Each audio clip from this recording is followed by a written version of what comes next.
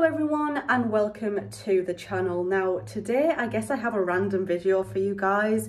This video wasn't really planned in any way, it wasn't really scripted or anything like that. I just was laid in bed last night thinking about mental health, and I was thinking about the journey of mental health compared to the end goal and the end result. It kind of just got me thinking about a few things, and I thought it was maybe worth jumping on camera and sharing them with you guys. Like I said, I was laid in bed last night and I couldn't sleep. I was thinking about all of these sorts of different things to do with mental health, because to be quite honest you guys, I am going through a bit of a rough patch myself lately. I was thinking about how we as a society, we're very, very focused and fixated on the end goal, on the destination, on where we want to be with our mental health and with our lives. But we're not really as focused on the journey of mental health. In my personal opinion, we definitely don't think about the journey as much as we should do. You're focused purely on your goals, your destinations. And really, I was thinking last night, well, hang on a minute, the journey is actually more important than your end goals. Hi everyone, editing Danielle here. I don't think I explained this very well in the video, so I thought I'd jump on here quickly and explain things in a bit more detail. So basically, because of how focused we are on the end result, I think that the journey to those results is just sort of forgotten about. I think it's important for us to try and be a little bit more forgiving on ourselves when we don't feel 100%, and just take some time to reflect on our progression and on how far we've come on our mental health journey. Thinking to ourselves things like, I'm not perfect, I don't feel 100% right now, but you know what, look how far I've come. I think there's a lot of pressure on sufferers to reach their goals and then to stay at those goals.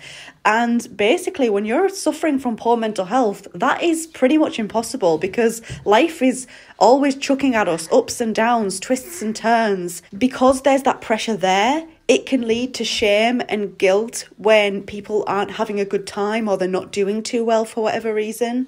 I think if we're a bit more understanding of life's ups and downs and more forgiving on ourselves when we're feeling down, then it can lead to much more positive feelings associated with setbacks in life. Also, just a bit more understanding from society that just because we've reached our goals, that doesn't mean that things can't upset us or trigger us or affect us.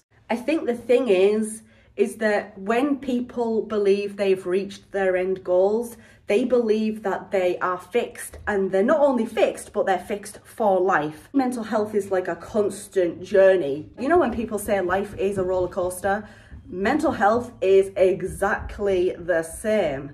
You know, you're constantly thinking to yourself, how can I get over this trigger? How can I deal with this trigger effectively? It's constant throughout like your entire life, and sometimes it does feel like a battle. I think many people are hard on themselves purely because when they reach their destination and then the goalposts change or there's a setback, they think that they are taking steps back, when in reality, that's just the ups and downs of life. And I think we are made as mental health sufferers, I feel like a lot of us are made to feel bad for our setbacks.